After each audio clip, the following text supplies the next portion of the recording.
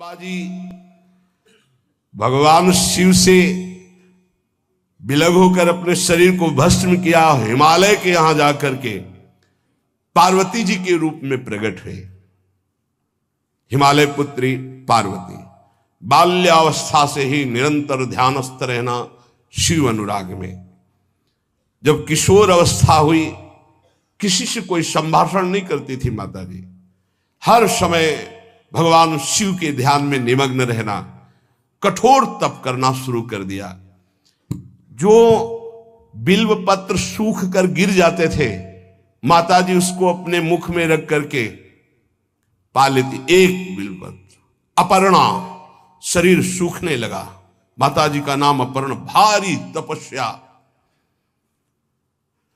भगवान शंकर को एकदम बोध हुआ कि सती का जन्म पार्वती के रूप में हिमालय के यहां हो चुका है और वो हमारे लिए कठिन तपस्या कर रही है। तो सप्त ऋषियों को बुलाया और उनसे कहा कि जाओ इनके प्रेम की परीक्षा लो। जानते हैं, सब कुछ जानते हुए भी ये होता है। जैसे लोग कहते हैं भगवान जानते हैं अपने भक्त को, तो परीक्षा क्यों लेते हैं? तो पढ़ाया तो टीचर ने ही है, तो सालाना परीक्षा तो होगी ही कि तुम क्या पढ़े हो। ऐसे ही तुम्हारे प्रेम की परीक्षा होगी। तुम हरि को चाहते हो या हरि की रची हुई माया को? हरि की हुई रची हुई माया में आकर्षित हो गए तो जीरो आ जाएगा। वो हरि की तरफ देखते रहे, माया से बच गए तो नंबर आ जाएंगे। 100 के 100 आते हैं, यहाँ 98-96 नहीं आते। 2 ही चैप्टर हैं, हरि पसंद कर रहे हो या हरि की माया। हर भक्त के सामने आता है तो प्रायः लड्डू ही खाने को मिलता है। बचता वही है जो मामे वे प्रपद्यन्ते माया में ताम तरंति थे, केवल हरि।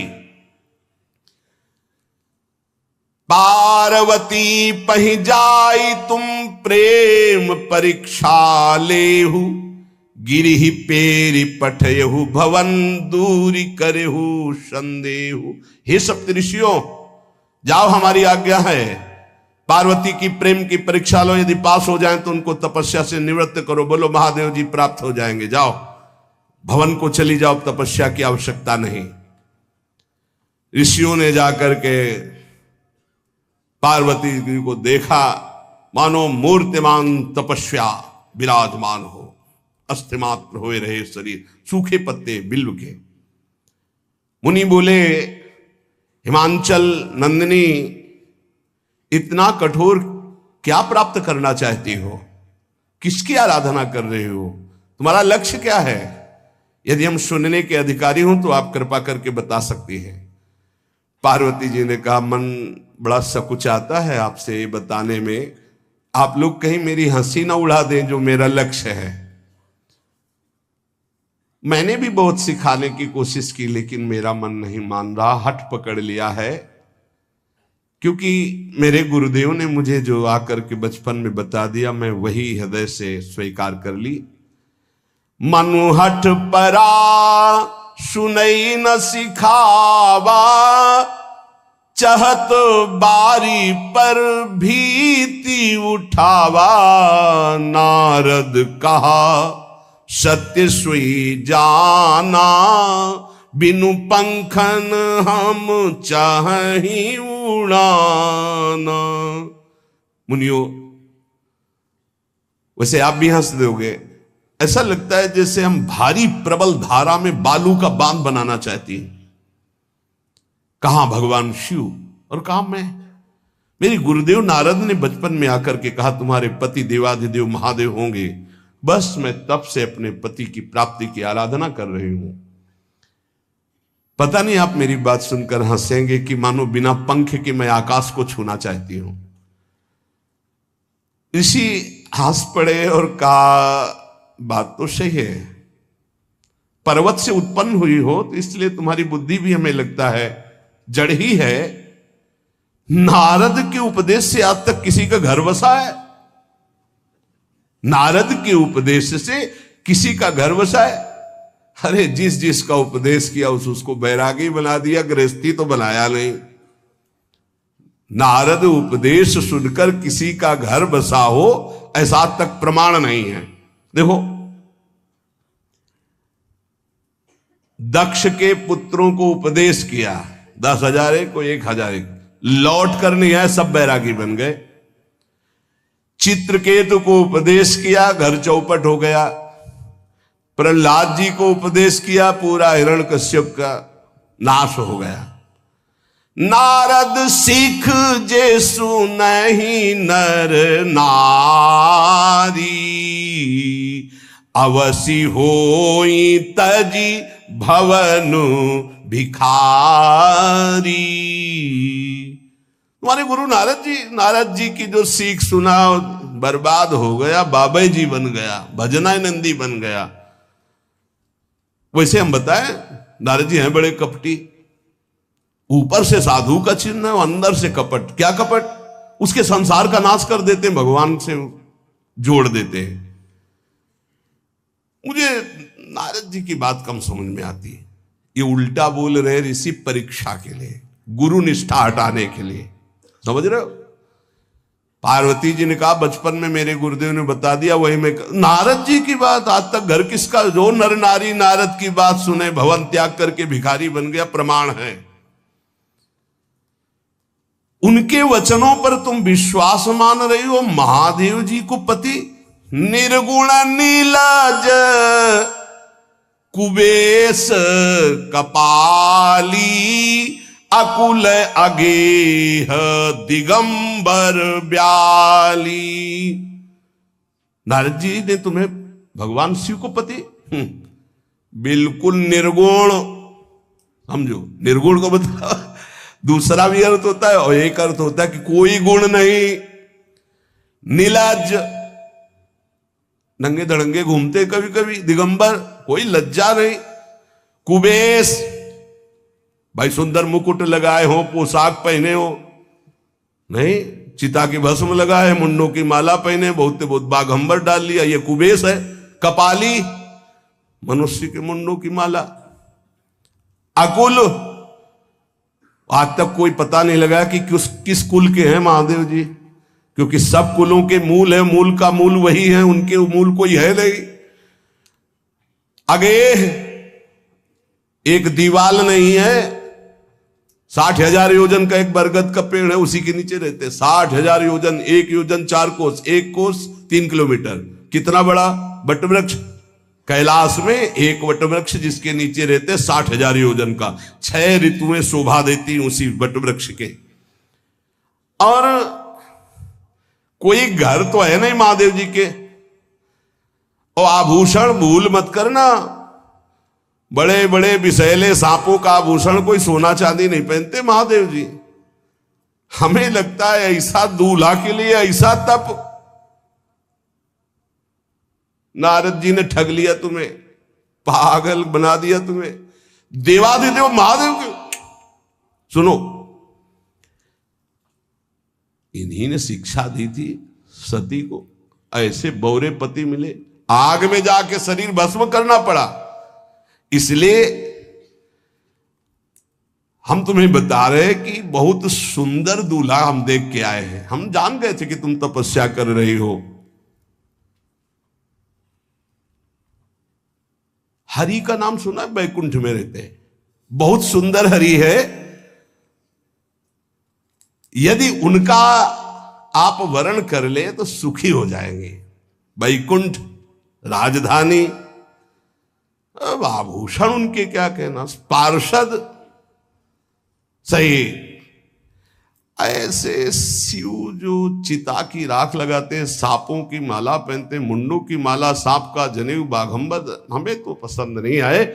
और हमारी बात मान लो, ऐसे के पास स्त्रियां टिक नहीं सकती जिनके घर नहीं, आभूषण नहीं, धन नहीं, कोई भोग सामग्री नहीं, उदासीन, उनको किसी से मतलब नहीं। तो सुनो, हमारा विचार स्वीकार कर लो।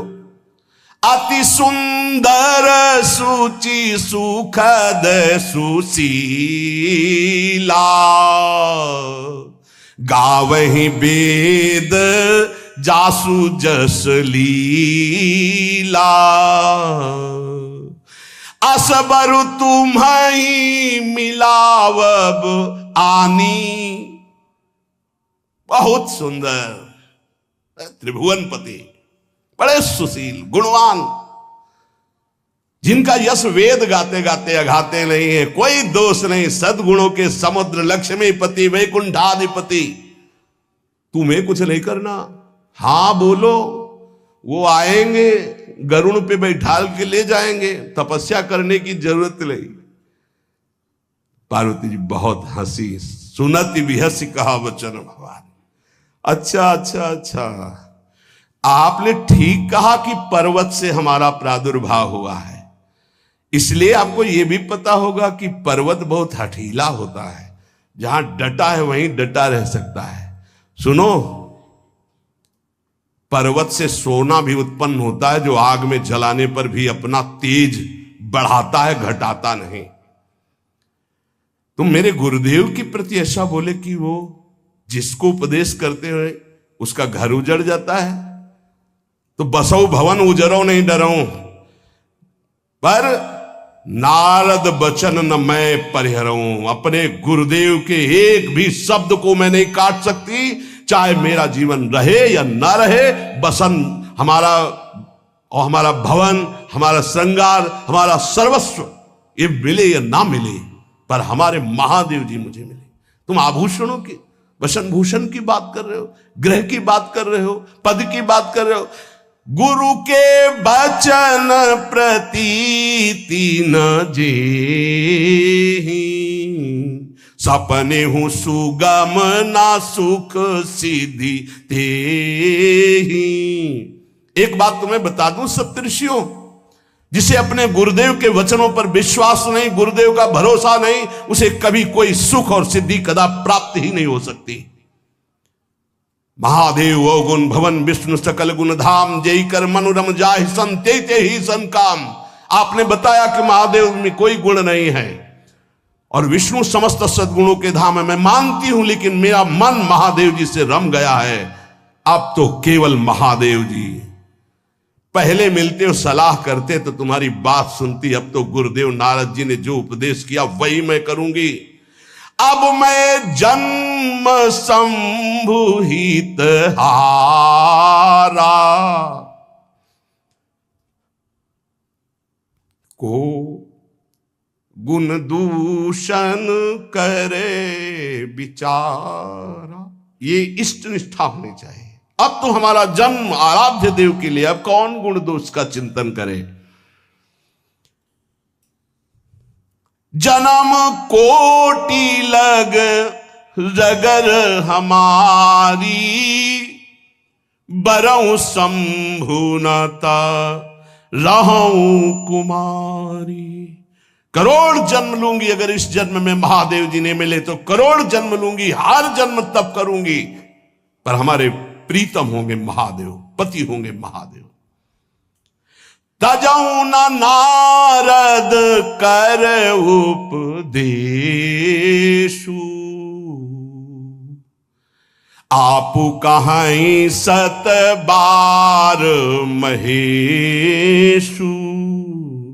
हजार बार आकर के, सैकड़ों बार आकर महादेव जी भी कहें कि अपने गुरुदेव के वचन छोड़ दो, तो मैं अपने गुरुदेव के वचनों का त्याग करने वाली नहीं।